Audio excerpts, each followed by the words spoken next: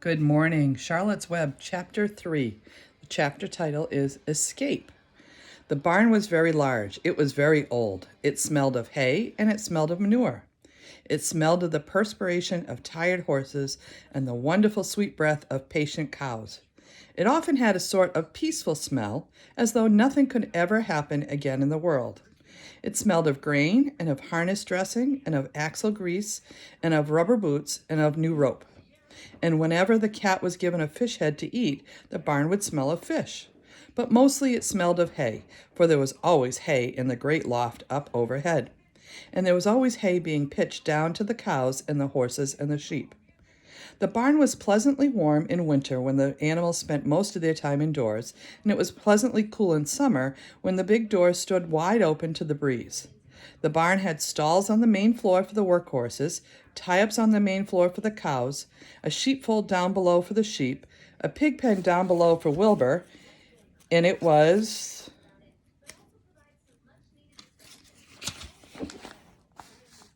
full of all sorts of things you would find in barns: ladders, grindstones, pitchforks, monkey wrenches, scythes, lawnmowers, snow shovels, axe handles, milk pails, water buckets, empty grain sacks, and rusty rat traps. It was the kind of barn that swallows like to build their nests in. It was the kind of barn that children like to play in. And the whole thing was owned by Fern's uncle, Mr. Homer I. Zuckerman. Wilbur's new home was in the lower part of the barn, directly beneath the cows. Mr. Zuckerman knew that a manure pile is a good place to keep a young pig. Pigs need warmth, and it was warm and comfortable down there in the barn cellar on the south side. Fern came almost every day to visit him. She found an old milking stool that had been discarded, and she placed the stool in the sheepfold next to Wilbur's pen.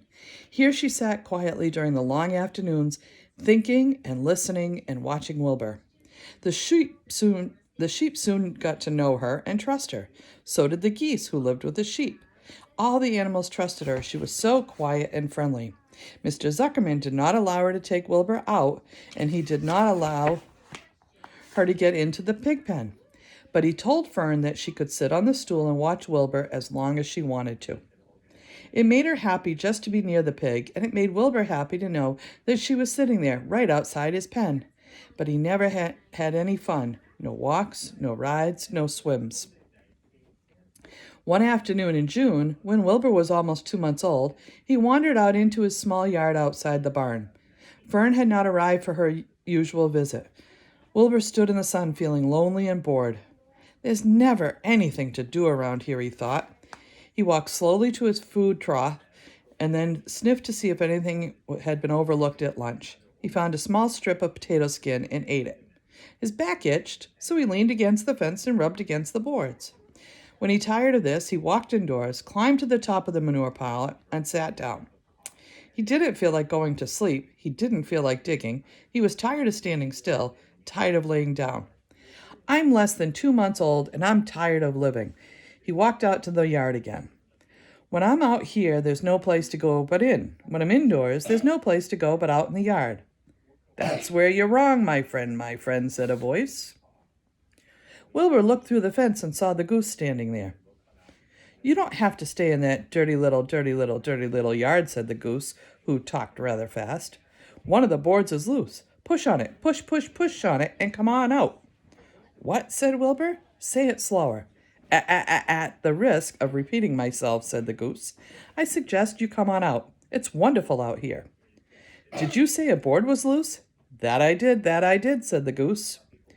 Wilbur walked up to the fence and saw that the goose was right. One board was loose. He put his head down, shut his eyes, and pushed. The board gave way.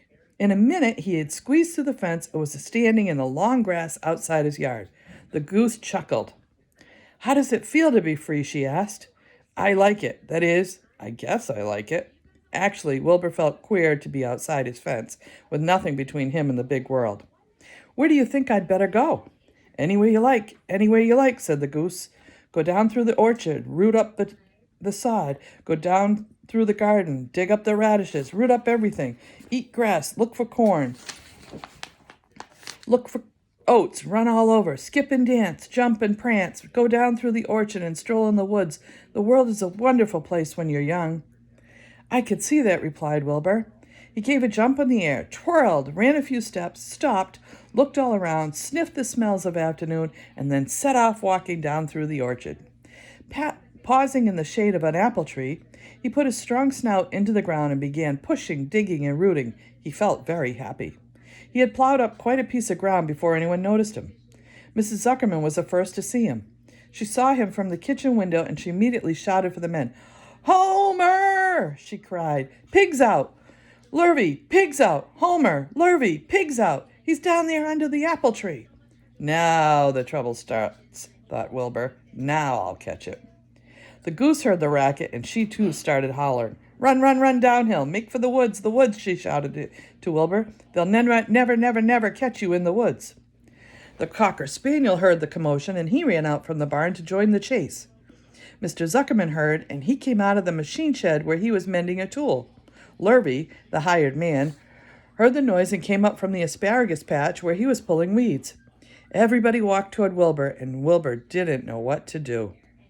The woods seemed a long way off, and anyway, he'd never been down there in the woods and wasn't sure he would like it. "Get around behind him, Lurvy," said Mr. Zuckerman, "and drive him toward the barn. And take it easy. Don't rush him. I'll go and get a bucket of slops." The news of Wilbur's escape spread rapidly among the animals on the place. Whenever any creature broke loose on Zuckerman's farm, the event was of great interest to the others. The goose shouted to the nearest cow that Wilbur was free, and soon all the cows knew. Then one of the cows told one of the sheep, and soon all the sheep knew. The lambs learned about it from their mothers. The horses, in their stalls in the barn, pricked up their ears when they heard the goose hollering, and soon the horses had caught on to what was happening. "Wilbur's out," they said. Every animal stirred and lifted its head and became excited to know that one of his friends had got free and was no longer penned up or tied fast. Wilbur didn't know what to do or which way to run. It seemed as though everybody was after him.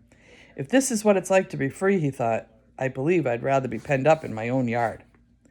The Cocker Spaniel was sneaking up on him from one side.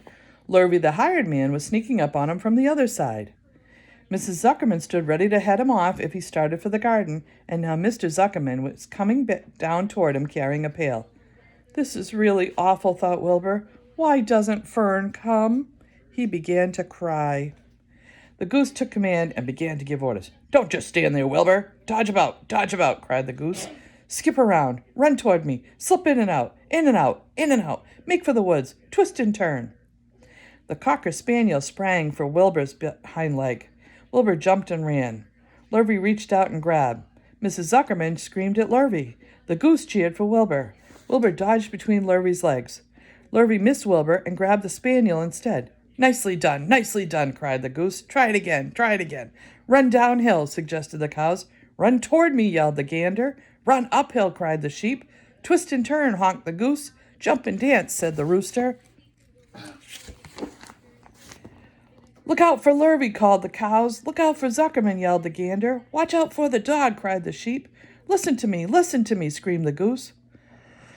Poor Wilbur was dazed and frightened by all this hullabaloo. He didn't like being the center of all this fun. He tried to follow the instructions his friends were giving him, but he couldn't run downhill and uphill at the same time, and he couldn't turn and twist when he was jumping and dancing, and he was crying so hard he could barely see anything that was happening. After all, Wilbur was a very young pig, not much more than a baby, really. He wished Fern were there to take him in her arms and comfort him. When he looked up and saw Mr. Zuckerman standing quite close to him, holding a pail of warm slops, he felt relieved. He lifted his nose and sniffed. The smell was delicious. Warm milk, potato skins, wheat middlings, Kellogg's cornflakes, and a popover left from Zuckerman's breakfast. "Come, pig," said Mr. Zuckerman, tapping the pail. "Come, pig." Wilbur took a step toward the pail. No, said the goose. "It's the old pail trick, Wilbur. Don't fall for it. He's trying to lure you back into captivity.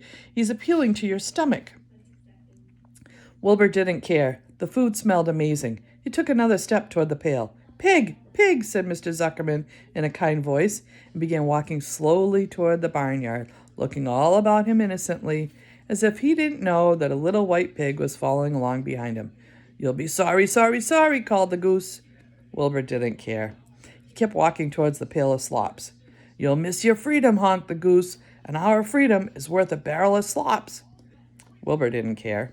When Mr. Zuckerman reached the pig pen, he climbed through the fence and poured the slops into the trough. Then he pulled the loose board away from the fence so there was a wide hole for Wilbur to walk through.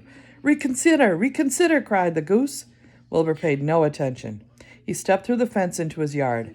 He walked to the trough and took a long drink of slop, sucking in the milk hungrily and chewing the pop over. It was good to be home again.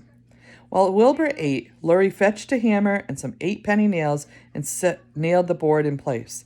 Then he and Mr. Zuckerman leaned lazily on the fence, and Mr. Zuckerman scratched Wilbur's back with a stick. "He's quite a pig," said Lurie. "Yes, he'll make a good pig," said Mr. Zuckerman.